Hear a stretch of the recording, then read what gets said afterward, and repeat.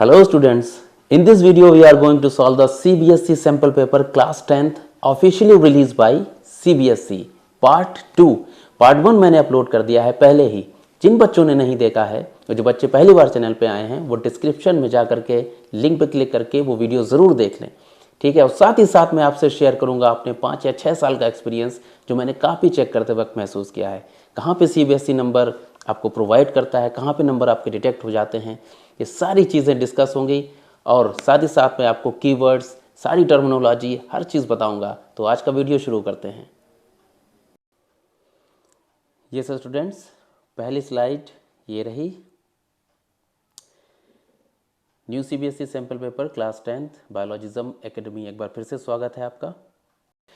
The question paper has 39 questions. बस ये बात थोड़ी मुझे परेशान करती है कि क्वेश्चन नंबर्स जो हैं वो बहुत ज़्यादा कर दिए हैं. 5 सेक्शंस में डिवाइड हैं. सारे क्वेश्चन कंपलसरी हैं. सेक्शन ए में 20 ऑब्जेक्टिव टाइप हैं, 1 मार्क्स का एक है. सेक्शन बी के पास में आपके 6 क्वेश्चन हैं, वेरी शॉर्ट, 2 नंबर की, जिनका आंसर आपको 30 से 50 वर्ड में देना है. मैंने बात ये पहले बताई थी आपको कि इसके ऊपर बिल्कुल से मत जाइएगा, आप अपना आंसर दीजिएगा. ठीक है, दिमाग को अपनी एक जगह बांध मत लीजिएगा. दूसरी बात है सेक्शन सी, 7 शॉर्ट आंसर हैं, 3 मार्क्स ईच है, जो कि बताया उन्होंने 50 to 80 वर्ड्स. ठीक है, this one. Section D consist of 3 long answers. Long answers तो चलो छोटे हैं, okay, 5 marks each. Section E के पास 3 केस बेस्ड क्वेश्चन हैं, जो वो भी छोटे ही हैं, ज़्यादा दिक्कत नहीं है, लेकिन फिर भी 39 क्वेश्चंस इनफ हैं, काफ़ी हैं. लेकिन हम लोग कोशिश करेंगे बेहतर से बेहतर करने की और करके भी आएंगे. ओके, पहला क्वेश्चन सेक्शन सी का ये रहा आपके सामने. 27 to 33 आर शॉर्ट आंसर हैं, 3 मार्क्स ईच. 2 नंबर वाले मैंने करवा दिए हैं. A plus B C is equal to A C plus B. A B plus C D is equal to A C gives out plus B D. Identify the type of reactions mentioned above. जाहिर से ऊपर वाले से पता चल रहा है कि ये रिएक्शन जो है वो डिस्प्लेसमेंट है, यानी ए जो है वो डिस्प्लेस कर दे रहा है किसको, हमारे बी को डिस्प्लेस कर रहा है ना बच्चों.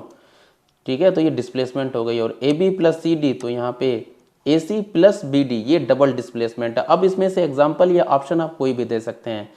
Fe plus CuSO4 plus FeSO4 plus Cu, one of the most common, one of the most favourite reaction है CBSE की. Zn प्लस CuSO4, कोई भी कॉपर सल्फेट से रिएक्शन करा दीजिए आप लोग. ठीक है, और डिस्प्लेसमेंट रिएक्शन आपको देखने को मिलेगी. ये दोनों बहुत ज़्यादा, ये वाली ज़्यादा इंपॉर्टेंट है क्योंकि इसका एक्टिविटी भी है. Okay, Pb plus CuCl2, PbCl2 plus Cu, कई है कि एनी ऑफ द, कोई भी आप दे सकते हैं. इसमें से 1 मार्क्स, 1 नंबर मिल जाएगा जब आप ये काम करेंगे कंप्लीट तरीके से.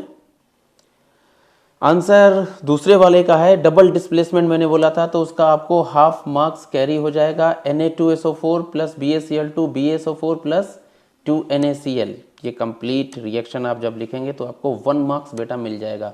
और ये डबल डिस्प्लेसमेंट और डिस्प्लेसमेंट यानी टाइप्स ऑफ रिएक्शंस आप लोग ज़रूर रट के जाइएगा. कोई ना कोई एक ज़रूर आपसे पूछा जाएगा, कोई ना कोई ज़रूर आएगा. That's important. क्वेश्चन नंबर 28 क्या कह रहा है आपसे कि यहाँ पे इन्होंने टाइटेनियम एनोड लगा दिया है, माइल्ड स्टील कैथोड लगा दिया है. एनोड और कैथोड लगे हैं, पॉजिटिव और निगेटिव. सोडियम इधर से इधर जा रहा है आपका निगेटिव चार्ज की तरफ. ठीक है, OH भी इधर ही हैं आपके, H2 प्लस H टूटता हुआ नज़र आ रहा है. ये देखिए आपको यहाँ से वाटर भी है, ब्राइन दिया गया है. बस यहाँ पर से थोड़ा सा खेल अजीब और गरीब होता हुआ नज़र आएगा. क्वेश्चन बहुत ही अच्छा घुमा करके पूछा है. ब्राइन क्या होता है? ब्राइन होता है आपका NaCl का सॉल्यूशन है ना, concentrated. Identify the gases evolve at the anode and cathode के ऊपर कौन सी गैसेस इवॉल्व होंगी, ये इन्होंने पूछा है क्लोर अल्कली प्रोसेस से. Name the process that occurs, वही वाली जो मैंने नाम लिया, why it is so called. Illustrate the reaction purpose of the process with the help of chemical equation. ठीक है, हियर वी गो. आंसर है आपका एनोड के ऊपर यानी पॉजिटिव एंड के ऊपर क्या चली जाएगी आपकी, क्लोरीन चली जाएगी. एंड कैथोड के ऊपर आपकी हाइड्रोजन गैस चली जाएगी. इसको मैंने पहले आपको बताया था, that's a chlor alkali process है.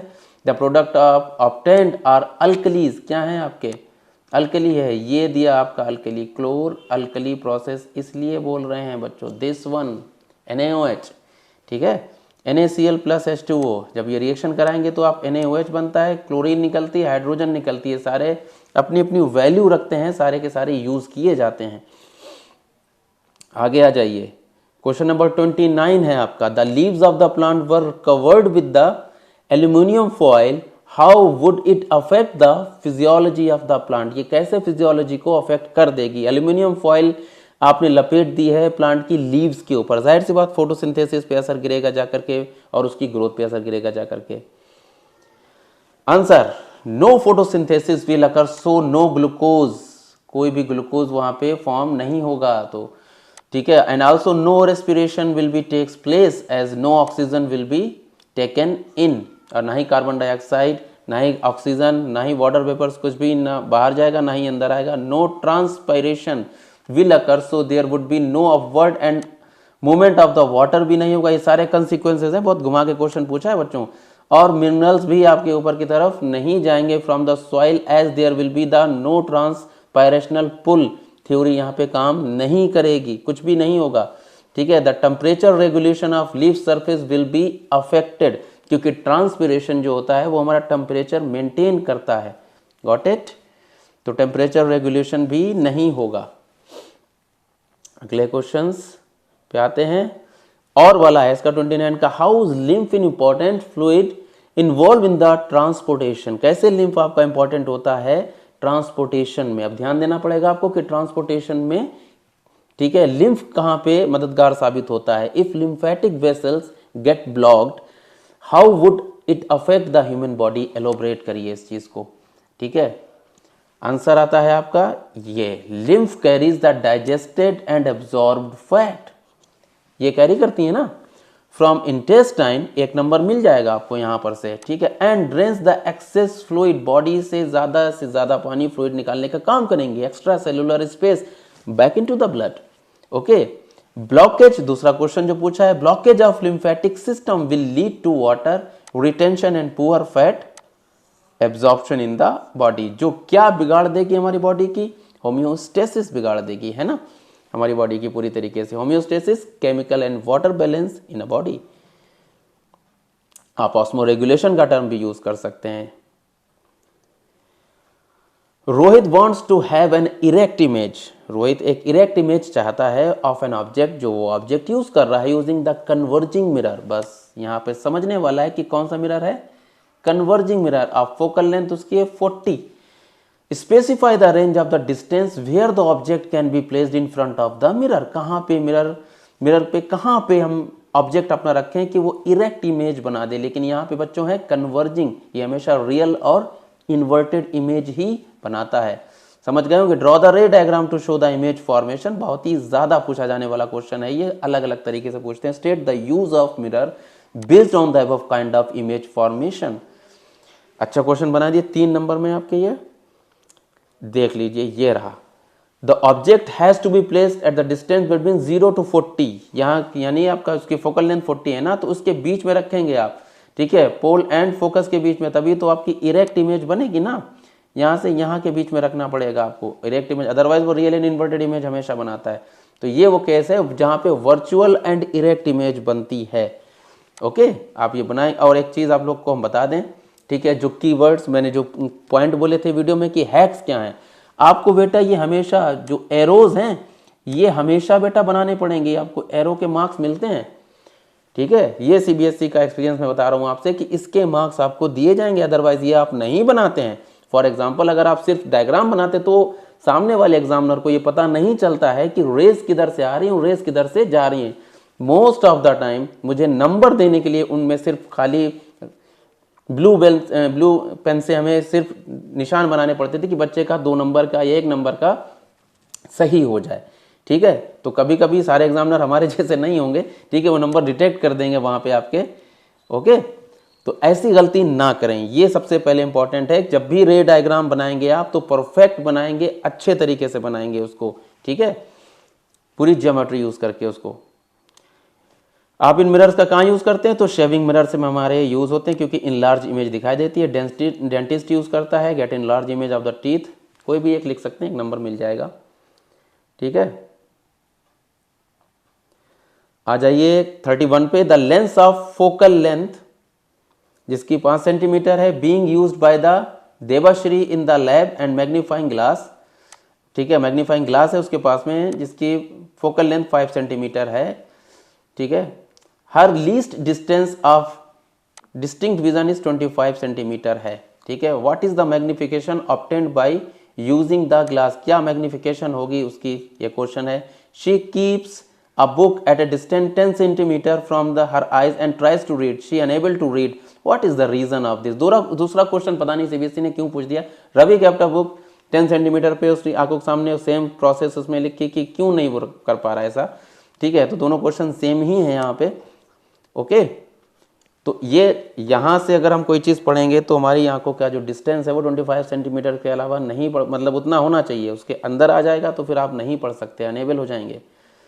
ये देखिए ये क्वेश्चन लगा है आपका, वी आपका दिया गया 25 सेंटीमीटर, फोकल लेंथ आपकी है 5 सेंटीमीटर, मैग्निफिकेशन पूछ दिया आपसे, ये पूरा प्रोसेस आपको करना पड़ेगा, लगाना पड़ेगा ये क्वेश्चन, ठीक है। एक ही फार्मूला लगेगा आपका 1/f=1/v माइनस 1/u, सारी चीज़ें दी गई हैं, 1/u माइनस 1/v, पूरा फार्मूला लगाइए आप आराम से, एलसीएम लीजिए, 25 का 1 माइनस 1 6 आ गया, ये देखिए u आपका 6, मैग्निफिकेशन आपकी आ गई 6, ठीक है। This is because the least distance of a distinct vision हमारी कितनी होती है, 25 सेंटीमीटर की होती है, ये मार्क, ये पेन पकड़े हुए इस पे लिखा हुआ है, ठीक है, और मैं यहाँ इतना ला रहा हूँ तो उतना दिख रहा है, लेकिन ये जहाँ पे यहाँ पे आ गया तो नहीं दिखेगा, 25 सेंटीमीटर तक ही रहना चाहिए, हमारा फोकस वहीं पे हो पाता है, ठीक है।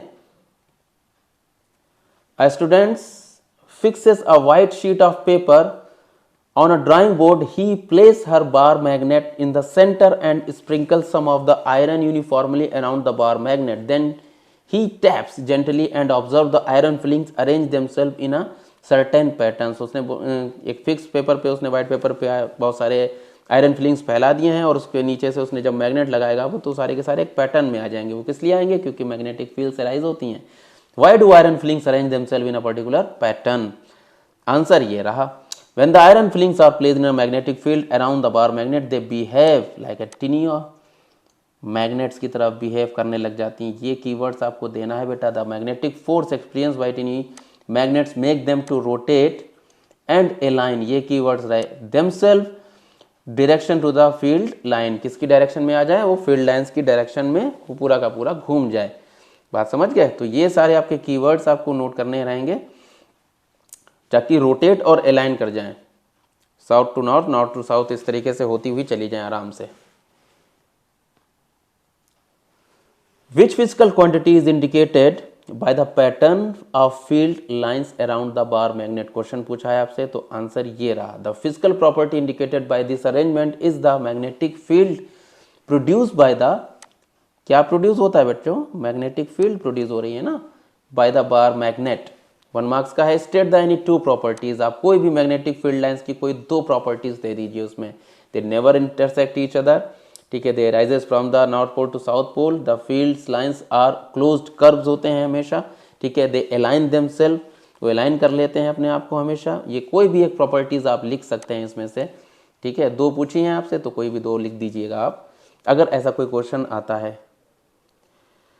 और बोला है 33 का, देख लीजिए, compass needle is placed near a current carrying wire, state your observation for the following cases and give reasons for the same in each case. सारे केसेस आपको बताने हैं कि magnitude of electric current in a wire increase, क्या होगा जब magnetic field, ठीक है, मैग्नीट्यूड ऑफ इलेक्ट्रिक करंट हम बढ़ा देंगे तो मैग्नेटिक फील्ड के साथ क्या हो जाएगा। आंसर है the deflection in the compass needle increases. जैसे ही आप मैग्नेटिक फील्ड बढ़ाएंगे, सपोज कर लीजिए कि यहाँ पे है, ठीक है, पहले आप करंट, ऊपर करंट की डायरेक्शन है ये, ठीक है, और आप सपोज कर लो 2 एम्पियर का जा रहा है करंट, ठीक है, लेकिन आपने आपको इसको 5 एम्पियर का कर दिया, क्लियर, तो ये मैग्नेटिक फील्ड का दायरा इसका बढ़ जाएगा वेरिएबली, ठीक है, ये और बढ़ जाएगा। जैसे जैसे करंट बढ़ाएंगे वैसे वैसे मैग्नेटिक फील्ड हमारी जो होती है बढ़ती चली जाती है। Magnetic field of the current carrying conductor directly proportional to the current flowing through it, got it, ये वाला, ये रहा 1.5 मार्क्स, 1.5 मार्क्स का है ये आपके।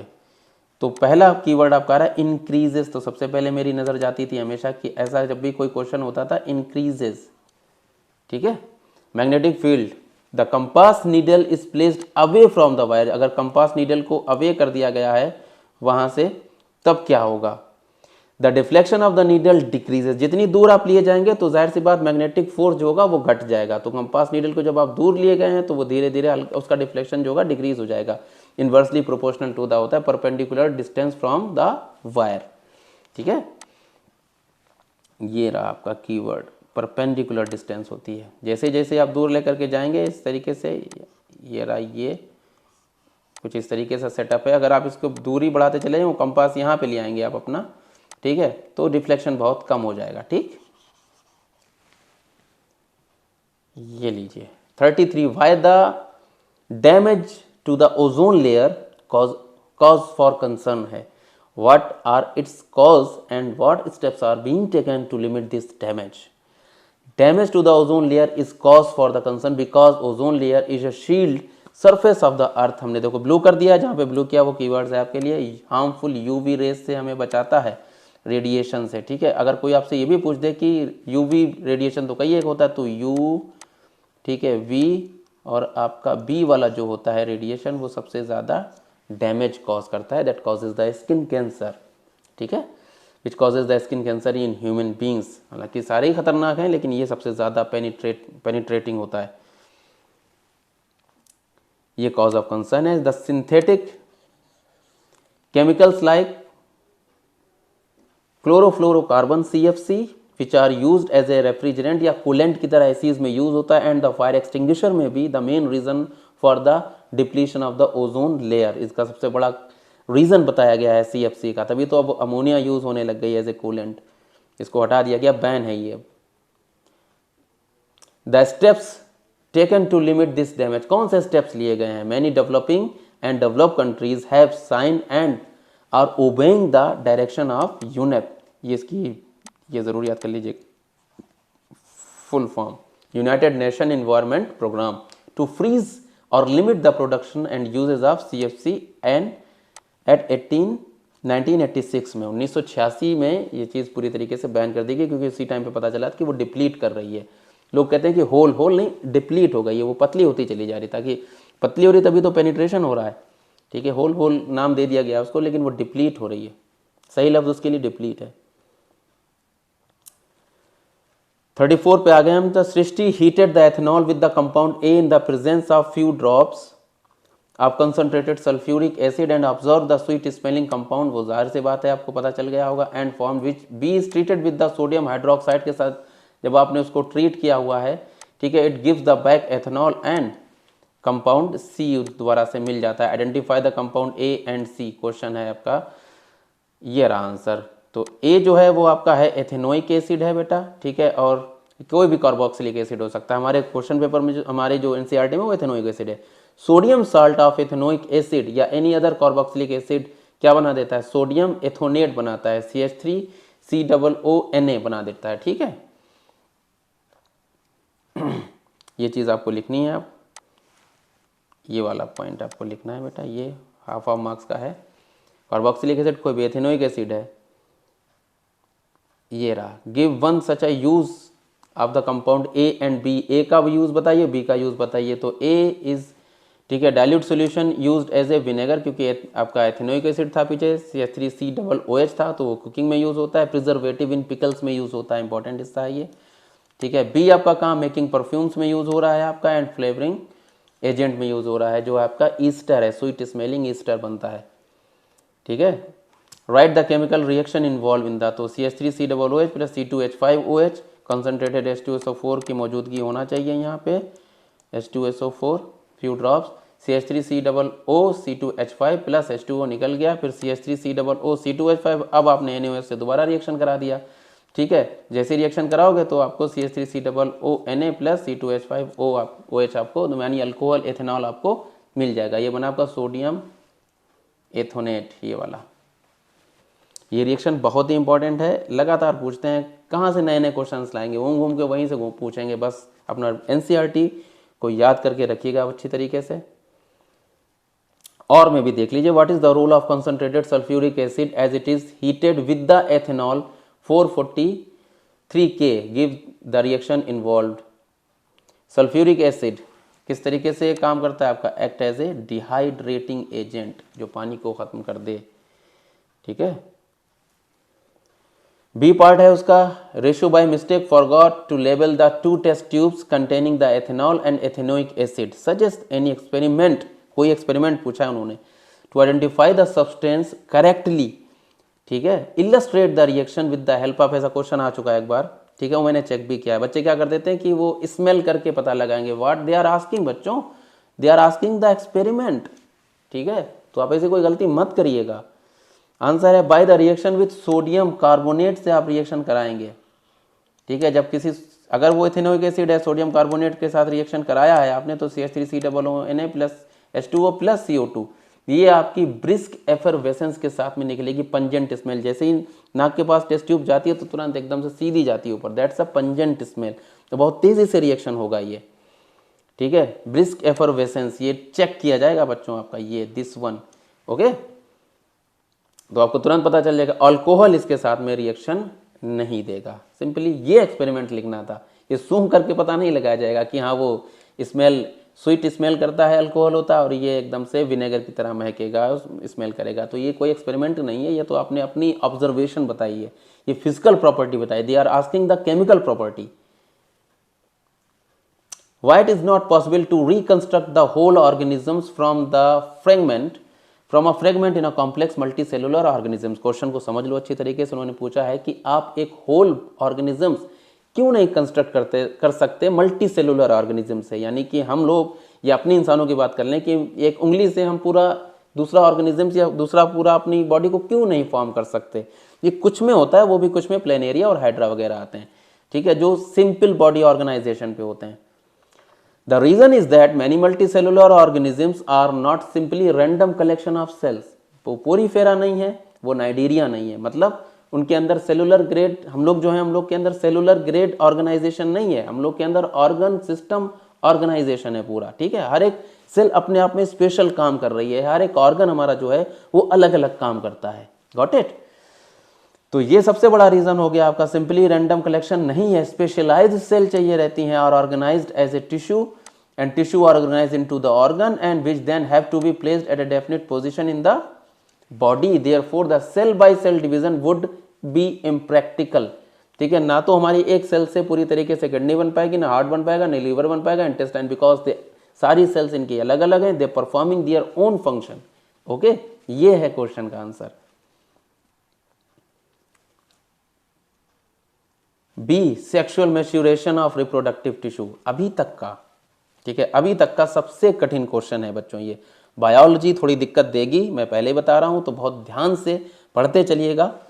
सेक्सुअल मैच्योरेशन अगर किसी का होता है, कोई स्पीशीज है वो सेक्सुअली मैच्योर हो गई है, वो कैपेबल है प्रोजेनी प्रोड्यूस करने के, रिप्रोडक्टिव टिश्यू, ठीक है, and organs are necessary link for reproduction. उन्होंने पूछा कि सेक्सुअल मैच्योरेशन में जितने रिप्रोडक्टिव टिश्यू हैं और ऑर्गन्स जो नेसेसरी हैं, क्या वो नेसेसरी है, और उसको लिंक करिए रिप्रोडक्शन से, ठीक है, इल्यूसिडेट। आंसर देखिए आप इसका, sexual maturation of reproductive tissue are necessary to link because it need for specialised cells, इसको स्पेशलाइज्ड सेल्स की जरूरत पड़ती है, जिनको आप बोलते हैं जर्म सेल्स, ये चेक होगा आपका टक से, to participate in the sexual reproduction. Germ cells आपकी सेक्स सेल्स यानी स्पर्म और ओवम, ठीक है, जो कि काम करती हुई नजर आएंगे, ये रहा ओवम आपका। The individual organisms, the body of individual organisms has to grow to its adult size, बड़ी होने लग जाएगी। The rate of general body growth begins to slow down and reproductive tissue begins to mature. Body धीरे धीरे, बचपन से body धीरे धीरे बढ़ना, ग्रोथ करना स्टार्ट करती है, धीरे धीरे टिश्यू, ठीक है, बॉडी जब ग्रोथ कर लेती है, लेकिन उन्होंने बताया कि जो हमारी ग्रोथ हो रही थी वो तो रुकती है, लेकिन हमारा रिप्रोडक्शन जो होता है, रिप्रोडक्शन मैच्योरेशन जो होता है, वो हमेशा शुरू भी होता है और अच्छी तरीके से प्यूबर्टी आने पे वो अच्छी तरीके से प्रोसेस में भी आ जाता है। ये कहने का मतलब है the whole new set of changes in the appearance of the body takes place like the change in the body proportion. New features appear. This period during the adolescence is called puberty. इसी को बोला जाता है आपका puberty. जब कोई body जो होती है सेक्सुअली मैच्योर होने लग जाती है, यानी उसके अंदर सेक्सुअल मैच्योरेशन आने लग जाता है। वो किसकी वजह से आता है? उसके अंदर जो ऑर्गन्स थे they are now become activated. Okay, दूसरा, there are also changes taking place that are different boys and girls में। ठीक है, अलग अलग तरीके से बॉयज एंड गर्ल्स में चेंजेस आते हैं। The girls breast size begins to increase, menstruation start हो जाता है। ठीक है, ये 2 पॉइंट आपको लिखने होंगे। The breast size begins to increase and also begins to menstruate, menstruation start उसमें हो जाता है। मेंस्ट्रुएशन स्टार्ट होगा तभी तो एग का फॉर्मेशन होगा। Okay, boys begins to have a thick hair growth on the face and their voices begin to crack, उनकी आवाज़ थोड़ी भारी हो जाती है, गर्ल्स की आवाज़ थोड़ी पतली हो जाती है। तो लेकिन ये मेन आपके थे जो कि मैंने लिखे हुए हैं 1.5 1.5। ओके, ये है इसका क्वेश्चन का आंसर, अभी तक का सबसे कठिन क्वेश्चन है ये। How are the variation are useful for the species if there is a drastic alteration in the niche. कुछ लोग इसको निके भी पढ़ते हैं, कुछ लोग इसको नीश भी पढ़ते हैं। ठीक है, कि किस तरीके से वेरिएशन जो है यूजफुल होता है स्पीशीज के लिए। अगर ड्रास्टिक अल्टरेशन हुआ है नीश के अंदर यानी के अंदर, तो जाहिर सी बात है अगर गड़बड़ हुआ है, हम एक जगह पे हैं और हमारा ड्रास्टिक अल्टरेशन हो गया, एकदम से नीश जो है हमारा एकदम से चेंज हो जाए, तो ज़्यादातर चांसेस स्टूडेंट होते हैं वो स्पीशीज़ जो होगी वाइप्ड आउट हो जाएगी, दुनिया पर से ख़त्म होगी। ठीक है, if the niche are drastically altered the population could be wiped out. ये देखिए, ये लिखा नहीं आपने और यहाँ पे यही नज़रें तलाश करती थी मेरी जब पेपर हम चेक करते थे इस तरीके के क्वेश्चंस। हाउएवर ये सारे आ चुके हैं। ठीक है, आप ठीक है, ये सारे क्वेश्चंस हम लोग 5 6 7 8 साल से ये झेले थे हमने लोगों ने सीबीएसई की कॉपी चेकिंग करते वक्त, ये सारे आ चुके हैं। ठीक है, how if some variation were to be present in a few individual in this population there would be some chance for them to survive. थोड़ा बहुत चांस बनता है। Variation is thus useful for the survival of, ये point check होना है और ये point check होना है आपका, सर्वाइव करने के लिए वेरिएशंस आर यूजफुल। ये वाला पॉइंट जिसने लिख दिया नंबर ले गया। ठीक है, अगर वो वेरिएशन जो है स्लो हो रहा है, धीरे धीरे हो रहा है, स्पीशीज अपने आप को एनवायरनमेंट के हिसाब से ढाल करके अपने आप को बदलने की कोशिश कर रही है और बदल रही, तो वो उसके लिए फायदेमंद होगा, ये चीज़ उसको फायदा पहुंचा देगी। फॉर एग्जांपल जैसे कि एक बैक्टीरिया है जो कि आप 20 डिग्री सी में ग्रो करता है, लेकिन आप उसका धीरे धीरे टेम्परेचर बढ़ाने लग जाइए 23 से 21 22 23, ये तो मैंने बहुत जल्दी जल्दी बढ़ाया, लेकिन बहुत माइन्यूटली इसको बढ़ाते हैं ताकि वो बैक्टीरिया जो है थोड़ा उसे टाइम मिल जाए अपने आप को एडॉप्ट एंड कोप अप करने के लिए पर्टिकुलर नीश में या एनवायरनमेंट में। लेकिन आप एकदम से बढ़ा देंगे, एकदम 40 कर दिया, तो आपने उसका जो नीश था एकदम से ड्रास्टिकली अल्टर्ड कर दिया, अब वो वाइब्ड आउट हो जाएगा। लेकिन आप ये धीरे धीरे करेंगे तो वही बैक्टीरिया जो 20 डिग्री पे था वो 80 डिग्री पे भी चला जाएगा और आसानी से सर्वाइव कर पाएगा। ठीक है, explain how the uterus and placenta provide the necessary condition for proper growth and development of the embryo after the implantation, पूरा पूछा है। ठीक है, प्लासेंटा के बारे में, the lining of the uterus thickens and richly supplied with the blood and nourish the growing embryo, पहला point बन गया। ये देखिए आपका, the embryo gets nutrition from the mother's blood with the help of placenta, ये दूसरा point और बन गया आपका। इट कंटेन्स द विलाई, ये बन गया, ये चेक कर देते हैं हम। Embryos side and the tissue on the mother side blood spaces रहता है विच सराउंड्स द विलाई, जो विलाई मदर की साइड रहेंगे विलाई डूबा हुआ रहेगा, मतलब कंटिन्यूअस कांटेक्ट में रहता है ब्लड के। This provide the large surface area, क्योंकि विलाई है वो लार्ज सरफेस एरिया प्रोवाइड कर देंगे for the absorption of glucose and oxygen antibodies etcetera, जो भी कुछ जाना है मदर से वो सब कुछ यहाँ पे ट्रांसमिट होता है to pass from the mother's to the embryo. The developing embryo will also generate the waste which also be excreted from the body of the embryo, वहाँ से निकल करके आएगा अम्बिलिकल कॉर्ड के जरिए, वो भी मदर में ही आ जाएगा। बहुत सारा हार्मोन्स का इम्बैलेंस होता है मदर के अंदर, बहुत सारी चीज़ें चेंजेस होती हैं, काफ़ी मेहनत होती है बेटा। ठीक है, इसीलिए माँ का दर्जा जो है वो हमेशा बुलंद होता है। The developing embryo will also be generate the waste substance which can be remove by transferring them into the mother's blood, क्योंकि वो खुद तो ट्रांसफर कर नहीं पा रहा है इधर से उधर, वो मदर्स का ब्लड से ट्रांसफर करके बाहर निकाल देगा। इसीलिए प्लासेंटा दोनों काम करता है। ठीक है, एब्जॉर्प्शन का भी और एक्सक्रीशन का भी। The child is born as a result of rhythmic contraction of the muscles, यहाँ पे एक चीज और नोट कर लीजिएगा, यहाँ पे स्मूथ मसल्स हैं आपकी, एनसीईआरटी में मसल्स लिखा है, लेकिन आप स्मूथ मसल्स में वाइग्रस कॉन्ट्रैक्शन एंड रिलैक्सेशन होता है due to the presence of एक हार्मोन्स होता है बेटा, ठीक है, oxytocin.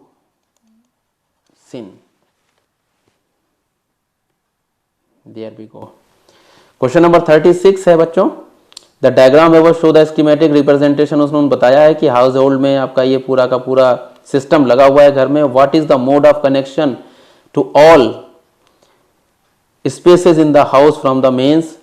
5 and 4 have the same resistance है, 3 and 2 have respective resistance 20 and 30.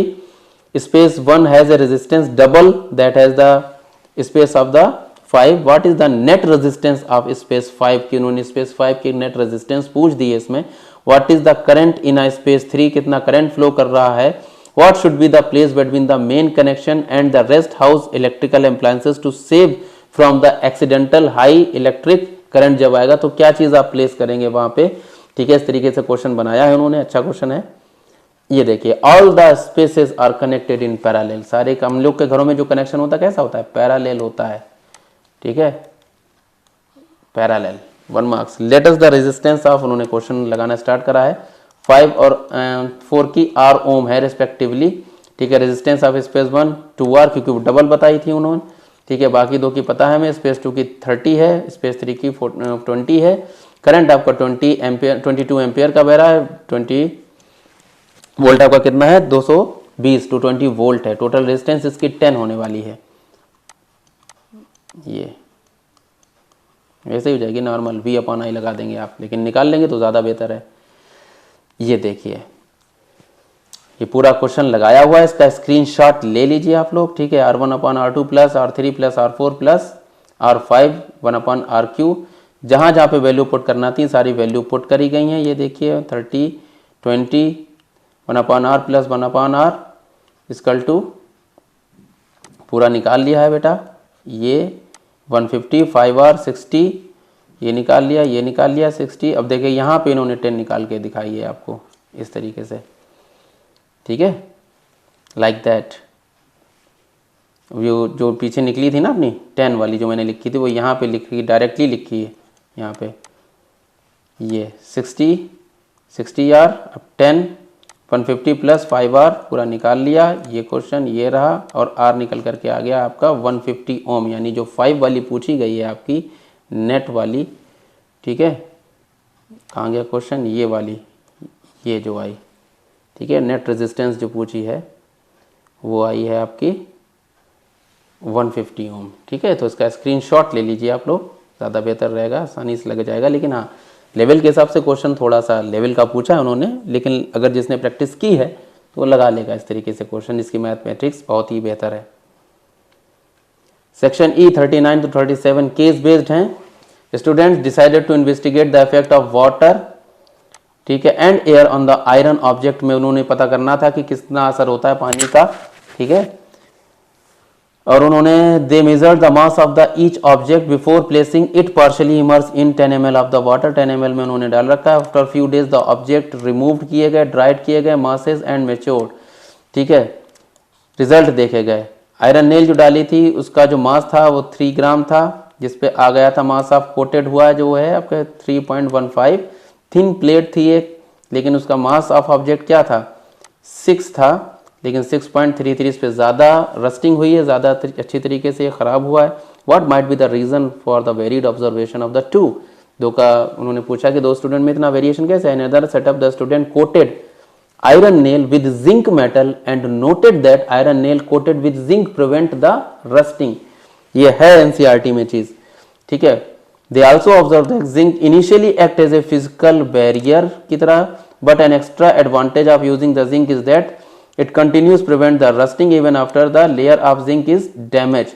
Name this process of rusting prevention का पूछा है उन्होंने कि आप बताइए कि क्या होता है इस मेथड में। तो आ जाइए आंसर के ऊपर। What might be the reason for the varied observation, the rusting occurs in both A and B में, so there is an increase in a mass.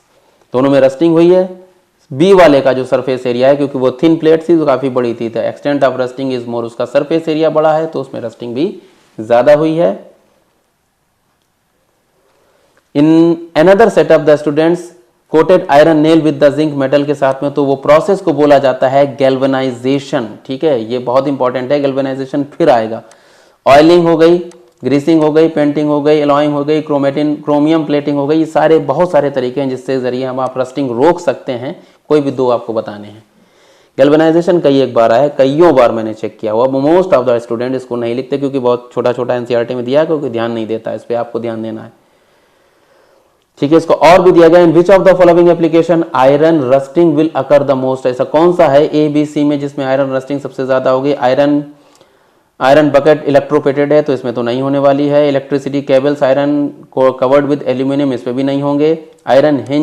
Iron hinges on the gate, इस पे होंगे भाई, painted और iron fancy भी। तो iron hinges on the gate, ठीक है, contact with the both atmospheric oxygen और मॉइस्चर के कंटेंट में है, तो इस पे सबसे ज्यादा रस्टिंग होने के चांसेस हैं।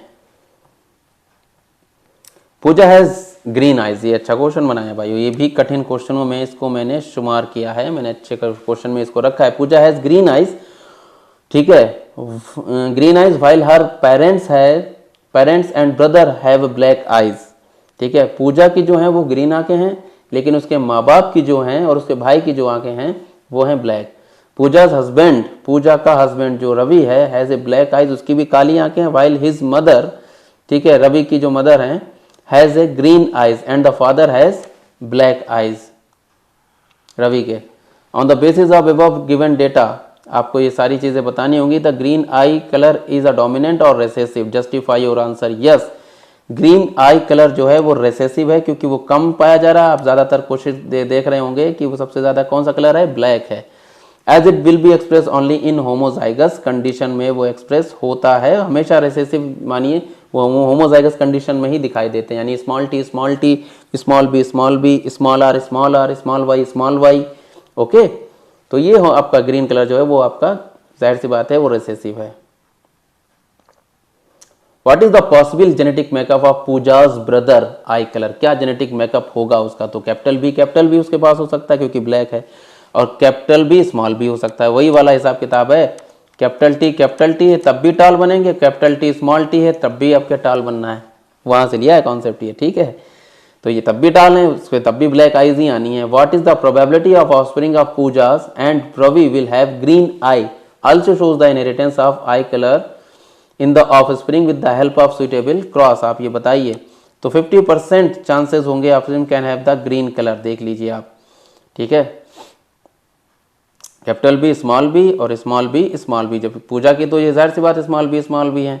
ठीक है, उन्होंने पूछा है कि अगर यहाँ पे हम लोग कैपिटल भी कर देते तो यहाँ पे सारे के सारे कैसे हो जाते हैं, सारे के सारे वो ब्लैक हो जाते हैं, लेकिन उन्होंने पूछा कि चांसेस बताइए अब जरा कौन से हिसाब से होगा। तो ये वाला अगर जीनोटाइप होगा तो हो सकता है कैपिटल बी स्मॉल बी, ये ब्लैक हो गया, ये आपका ग्रीन हो गया, ये आपका ग्रीन हो गया, ये आपका ब्लैक हो गया। ठीक है, तो 50% चांसेस बने जा करके आपके। बहुत ही अच्छा घुमा के क्वेश्चन पूछा है, क्लास 12th लेवल का। 50% chance of the offspring Pooja's brother are green eyed with the help of cross show this is possible, यहाँ ऐसा पॉसिबल है। तो सेम क्वेश्चन पीछे जो लिखा था हमने लोगों ने वही है, क्या ऐसा पॉसिबल है, तो हाँ वो ऐसे पॉसिबल हो जाएगा इस क्रॉस के जरिए। ठीक है, क्वेश्चन समझ लो कि 50% ऑफस्प्रिंग पूजा के ब्रदर्स की हैं ग्रीन आइड हैं, with the help of cross show this how this is possible, ऐसे पॉसिबल होगा ये वाला। 39 है, उन्होंने एबव इमेज बताई है। स्पेशलाइज स्लाइड प्रोजेक्टर है, slide projector small transparencies mountain study frames ideally suited for magnification, कोई चीज़ को हम लोग लगाते थे पहले ज़माने में, लगा करके बड़ी इमेज दिखा देता था। To show her student images insects she investigated in the lab mister Iyer, ठीक है, ब्रॉड द स्लाइड प्रोजेक्टर, हर slide projector produce 500 times in large and inverted image on the slide, ठीक है, on a screen 10 metre away, 10 metre away उसने रख रखी है। Question क्या बना जाकर के, तो पूरी कहानी लिखी है। क्वेश्चन बताइए आप। Based on the text data in the above paragraph what kind of lens must be slide projector के पास कौन सा होगा, कॉन्वेक्स लेंस होगा, सोचना ही नहीं है इसमें इतना। ठीक है, if the V of the symbol used to image the distance for u object distance, then with one reason state that what will be the sign for v upon u in the given case। उन्होंने पूछा the negative, ठीक है, sign as the, यहाँ पे negative sign होना चाहिए, negative sign of the image is real and inverted image बनती है आपकी। ठीक है, निगेटिव साइन आएगा क्योंकि ऊपर कौन सा लेंस यूज हो रहा है, कॉन्वेक्स। समझने वाला क्वेश्चन है बच्चों ये रहा। A slide projector has a convex lens with the focal length 20 centimeter है। The slide is placed कितनी 21 centimeter from the lens। How far should the screen be placed from the slide projector lens so that the slide in focus हो सके। 1/f is equal to 1/v minus 1/u। 1/f 20, 1/v, ठीक है, 1/20 minus 1/, ये 1/v तो निकाल नहीं है आपका, 1/u 21 दिया गया है, निकाल लीजिए आप, ठीक है। 21 माइनस 20/420, ये एलसीएम हो गया इसका 420, ठीक है। तो v हो गया आपका 420 सेंटीमीटर दूरी पे रखा जाए ताकि बेहतर फोकस होगा वो। When the slide is placed 15 centimeter behind the lens in the projector, the image formed 3 meter in front of the lens. If the focal length of the lens is 40 centimeter, draw the ray diagram to show the image formation not to scale। उन्होंने पूछा कि इसको नापने की ज़रूरत नहीं है, लेकिन आप ऐसा जुगाड़ बताइए कि कौन सा डायग्राम उन्होंने पूछा है, ठीक है, कि स्लाइड को उन्होंने कहाँ पे प्लेस किया हुआ है आपके लेंस से, तो फोकल लेंस के आगे चले गए हैं वो, ठीक है। तो रखा जा करके उन्होंने यहाँ पे 2f एंड f के बीच में यहाँ पे रखा है। तो जब यहाँ पे जब आप कोई ऑब्जेक्ट रखेंगे तो वो आप 2f के आगे इमेज उसकी चली जाती है, ये बना जा करके रियल और इन्वर्टेड, नोटेड। और ये देखिए कितना मोटा मोटा उन्होंने बताया है, ये देखिए ये साइन अच्छी तरीके से।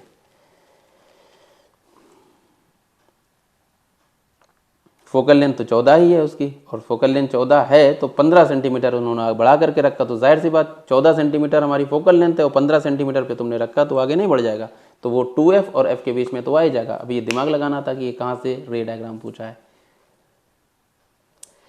थैंक्स फॉर वॉचिंग, हमारा ये कंप्लीट हो गया वीडियो, ठीक है स्टूडेंट्स। अगर वीडियो पसंद आया तो ज़रूर इसको लाइक करें और चैनल को सब्सक्राइब करें और अच्छी तरीके से पढ़ाई करते रहें। बाकी मैं पढ़ाई आपकी ज़रूर करवाता रहूँगा, सारे ट्रिक्स और हैक्स आपको बताता रहूँगा। अपना ख्याल रखिए, गुड बाय, खुदा हाफिज़।